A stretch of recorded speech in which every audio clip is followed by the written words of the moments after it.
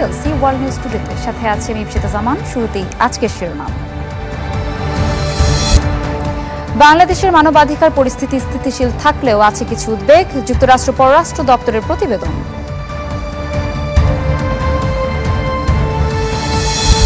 অপরাধ নিয়ন্ত্রণের নামে ওয়াশিংটন ডিসির রাস্তায় ন্যাশনাল গার্ড মোতায়েন শুরু, আইন শৃঙ্খলা নিয়ন্ত্রণের বাইরে যায়নি দাবি ডিসি মেয়রের।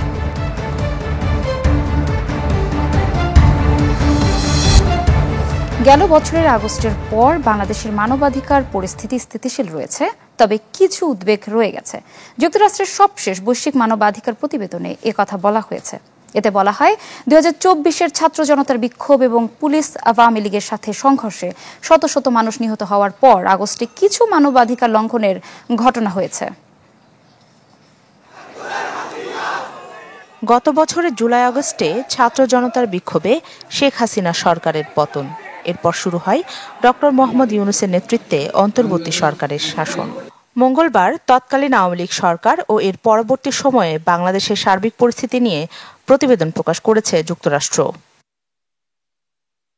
মার্কিন পররাষ্ট্র দপ্তরের ওয়েবসাইটে প্রকাশিত প্রতিবেদনে বলা হয়, 24 আগস্টে কিছু মানবাধিকার লঙ্ঘনের ঘটনা ঘটলেও সার্বিকভাবে বাংলাদেশে মানবাধিকার পরিস্থিতি স্থিতিশীল, তবে রয়েছে উদ্বেগও। 2024 সালে টানা কয়েক সপ্তাহ ধরে ছাত্র বিক্ষোভ, পুলিশ ও আওয়ামী লীগের সাথে সংঘর্ষে শত শত মানুষ নিহত হওয়ার বিষয়টিও উঠে এসেছে প্রতিবেদনে। বলা হয়, জুলাই আগস্টে ছাত্রলীগের বিভিন্ন মানবাধিকার লঙ্ঘনের কথাও। প্রতিবেদনে উল্লেখ করা হয়, বিগত সরকারের আমলে মানবাধিকার লঙ্ঘনের জন্য ব্যাপকভাবে দায় মুক্তির অসংখ্য খবর পাওয়া গেছে।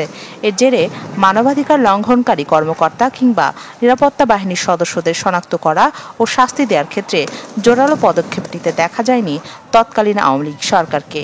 তবে হাসিনার পতনের পর অন্তর্বর্তী সরকার জাতিসংঘের সঙ্গে নিবিড়ভাবে কাজ করছে, পাশাপাশি অপরাধীদের জবাবদিহিতার আওতায় আনতে বিচার ব্যবস্থা ও বাংলাদেশি আন্তর্জাতিক অপরাধ ট্রাইব্যুনালকে কাজে লাগিয়েছে।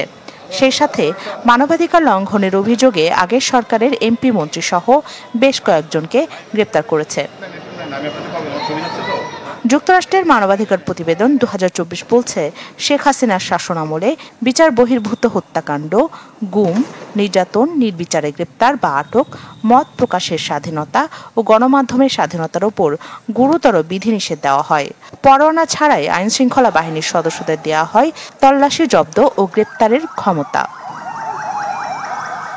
আওয়ামী লীগ ক্ষমতায় থাকার সময় 24 জানুয়ারি থেকে অক্টোবর পর্যন্ত বিচার বহির্ভূত হত্যার শিকার হয়েছেন অন্তত 17 জন, আর আগস্ট পর্যন্ত 388 জন সাংবাদিক হন হয়রানি ও হামলার শিকার। এছাড়া শ্রমিকদের সংগঠনের স্বাধীনতার উপর হস্তক্ষেপ, শ্রমিক কর্মী বা ইউনিয়ন সদস্যদের হুমকি দেয়া ও শিশুশ্রম ছিল উদ্বেগজনক হারে। রাখি জেসমিন, চ্যানেল 24।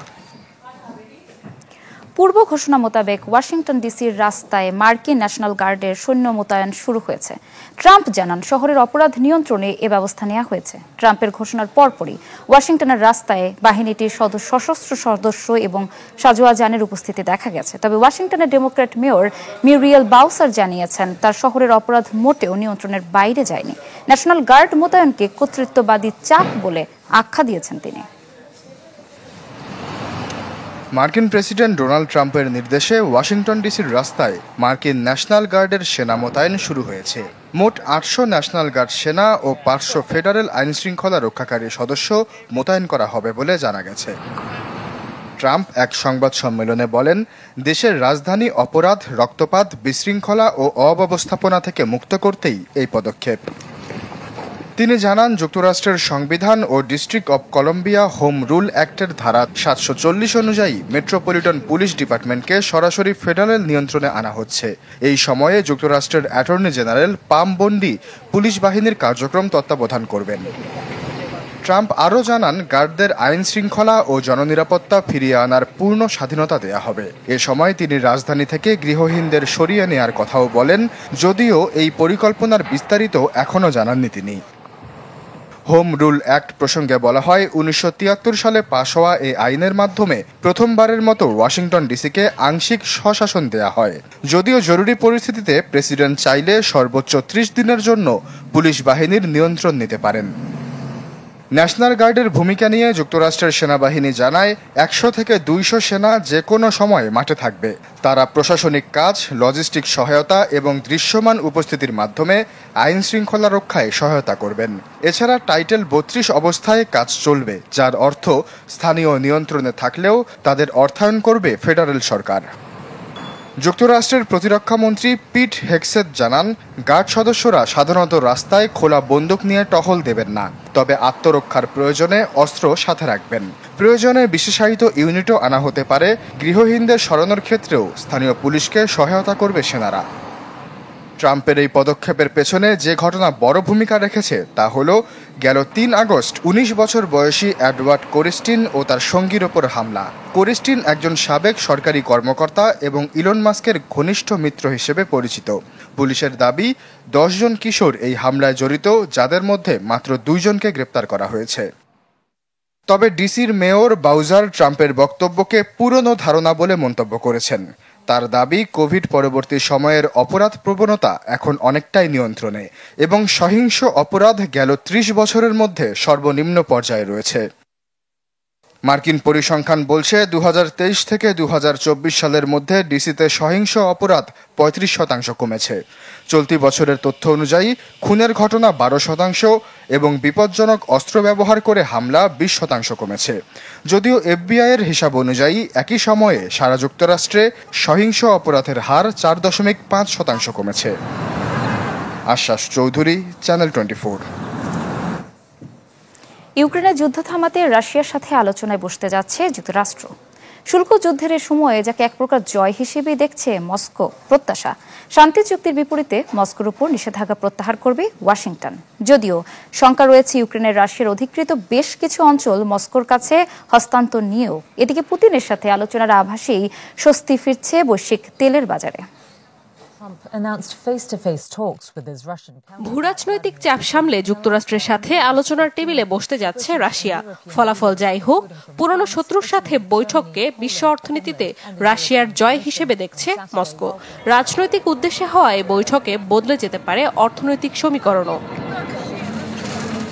2007 সালের পর প্রথমবারের মতো আমেরিকার মাটিতে রাশিয়ান প্রেসিডেন্টের আমন্ত্রণ বেশ সাদরে গ্রহণ করেছে পুতিন। যদিও শঙ্কা রয়েছে ইউক্রেনে রাশিয়ার অধিকৃত অঞ্চল মস্কোর কাছে হস্তান্তর নিয়েও। গেল 8 আগস্ট পর্যন্ত ইউক্রেনে যুদ্ধ বন্ধের সময় বেঁধে দিলেও তার নজর এড়িয়ে বৈঠকের তারিখ নির্ধারণ করে দেশ দুটি। ধারণা করা হচ্ছে যুদ্ধবিরতির অংশ হিসেবে রাশিয়ার উপর নিষেধাজ্ঞা প্রত্যাহারের দাবি আসতে পারে মস্কোর পক্ষ থেকে। নতুন এই সম্পর্ক কেবল যুদ্ধ বন্ধ নয়, বরং বিনিয়োগ আকর্ষণের উপায় বলেও মনে করছেন বিশ্লেষকরা। এমনিতে যুদ্ধের খরচ বইতে প্রায় 10% মতো উচ্চ মূল্যস্ফীতি মস্কোর উপর। সেই সাথে যুদ্ধের খরচ মেটাতে জ্বালানি নির্ভরতা নিয়ে বেশ বিপাকে ছিল মস্কো, যার সাথে যুক্ত হয় প্রধান ক্রেতা ভারতের উপর ট্রাম্পের তেল আমদানিতে অতিরিক্ত শুল্কের খড়গ। ভারতের পর জানিয়ে চড়াও হওয়ার শঙ্কা ছিল চীনের উপরও, যদিও শুল্ক বিরতির আলোচনায় তা পিছিয়ে যায় আরও 90 দিন। তবে মস্কোর সাথে বৈঠকের আভাসে কিছুটা স্বস্তি তেলের বাজারে। নড়ে চড়ে বসেছে দুদেশের শেয়ার বাজারও। এত কিছুর মাঝেও থেমে নেই রাশিয়া যুক্তরাষ্ট্রের আমদানি রপ্তানি বাণিজ্য। নিষেধাজ্ঞা সত্ত্বেও গেল বছরে $3.5 বিলিয়ন বাণিজ্য হয় মস্কোর সাথে, যেখানে ঘাটতি $2.5 বিলিয়ন। নাদিয়া ইসলাম তুলি, চ্যানেল 24। ইসলামী ব্যাংক পিএলসি ওয়ার্ল্ড নিউজ টুডেতে নিচ্ছে একটা বিরতি। ফিরছি একটু পর, সাথে থাকুন।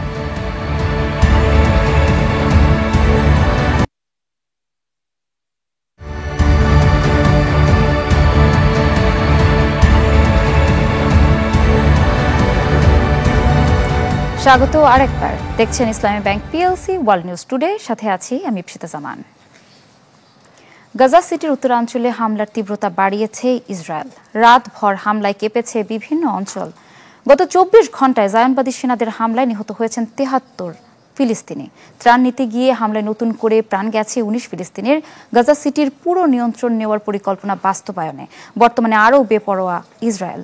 আর তেল আবিবের এই সিদ্ধান্তে অন্ধ সমর্থন দিয়ে যাচ্ছে মিত্রদেশ যুক্তরাষ্ট্র। মার্কিন সংবাদ মাধ্যম এক্সিওসকে দেওয়া সাক্ষাৎকারে ট্রাম্প জানান, হামাসকে গাজায় থাকতে দেওয়া হবে না। তাদেরকে বিতাড়িত করতে ইসরায়েলের প্রয়োজনীয় পদক্ষেপ নেওয়া উচিত।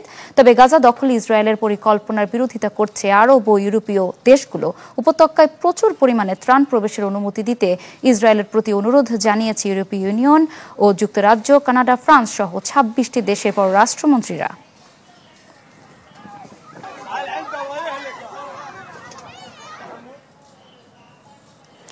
অবরুদ্ধ গাজায় সাংবাদিকতা যেন এক মৃত্যুকূপ।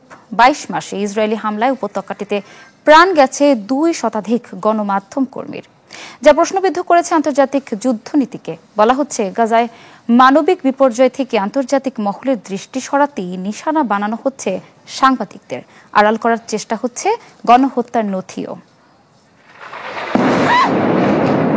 যুদ্ধের ভয়াবহতা আর গাজার বাসিন্দাদের অনাহার দুর্দশার কথা তুলে ধরছেন যারা, তাদের কণ্ঠস্বর রোধে যেন মরিয়া জায়নবাদী ইসরায়েল। সাংবাদিক সুরক্ষার আন্তর্জাতিক নিয়মনীতির তোয়াক্কা না করে রীতিমতো তালিকা ধরে নিশানা বানানো হচ্ছে গাজার সাংবাদিকদের। বিমান হামলায় আল জাজিরার 5 সাংবাদিককে হত্যার পর নতুন করে সামনে আসলো সেই ইসরায়েলি দুরভিসন্ধি। বলা হচ্ছে গাজার মানবিক বিপর্যয় থেকে আন্তর্জাতিক মহলের দৃষ্টি সরাতেই এমন নৃশংসতা। গাজায় ইসরায়েলের আসন্ন সামরিক অভিযানকে আড়াল করতে চায় ইসরায়েল। গেল 22 মাস ধরে বৈশ্বিক গণমাধ্যমকে নিয়ন্ত্রণের চেষ্টা করছে তারা। আনাসকে হত্যার উদ্দেশ্যও একই ছিল।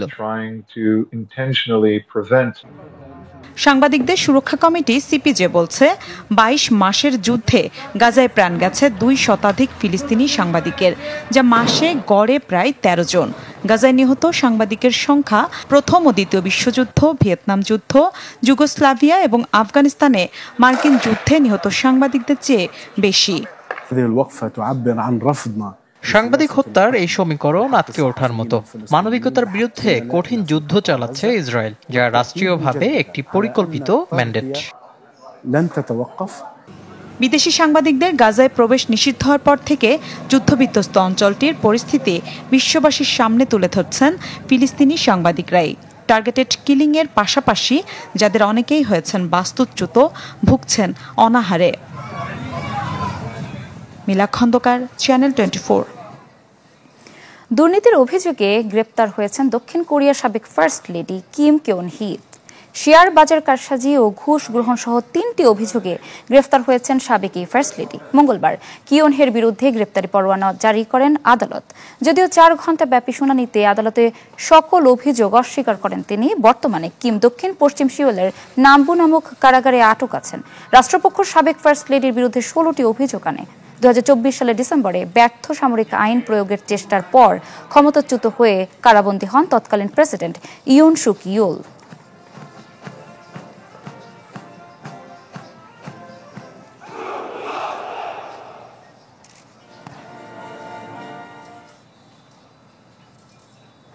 ইসলামী ব্যাংক পিএলসি ওয়ার্ল্ড নিউজ টুডেতে নিচে আরো একটি বিরতি, ফিরছি একটু পরে।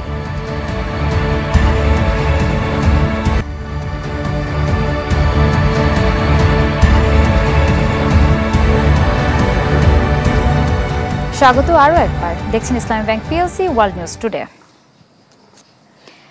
গেল 13 মাসে ইংলিশ চ্যানেল পাড়ি দিয়ে যুক্তরাজ্যে ঢুকেছে 50,000-এর বেশি অভিবাসন প্রত্যাশী।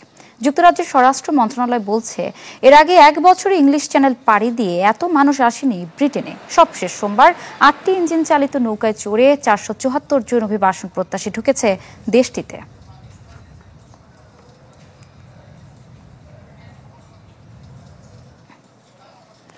ফ্রান্সে কুলিং সিস্টেমের মধ্যে জেলিফিশের ঝাঁক ঢুকে পড়ায় সাময়িকভাবে বন্ধ রাখা হয়েছে গাভলিন নিউক্লিয়ার পাওয়ার প্ল্যান্ট। কার্যক্রম বন্ধ থাকায় ব্যাহত হচ্ছে দেশটির বিদ্যুৎ উৎপাদন। এতে ব্যাপক আর্থিক ক্ষতির শঙ্কা করছেন সংশ্লিষ্টরা। চলতি সপ্তাহে প্ল্যান্টটি পুনরায় চালু করা হবে। উত্তর ফ্রান্সের উপকূলে অবস্থিত কেন্দ্রটি 6টি ইউনিটে মোট 5.4 গিগাওয়াট বিদ্যুৎ উৎপাদনে সক্ষম। এর আগেও বিশ্বের অনেক দেশে জেলিফিশের কারণে পরমাণু কেন্দ্রের কার্যক্রম ব্যাহত হয়েছে। তবে ফ্রান্সে এমন ঘটনা বিরল। উপকূলে জেলিফিশের অস্বাভাবিক উপস্থিতির জন্য জলবায়ু পরিবর্তনকে দায়ী করছেন বিজ্ঞানীরা। উষ্ণ পানিতে জেলিফিশ দ্রুত বংশ বৃদ্ধি করতে পারে, ফলে শীতল অঞ্চল থেকে তারা উষ্ণ অঞ্চলে সরে আসছে।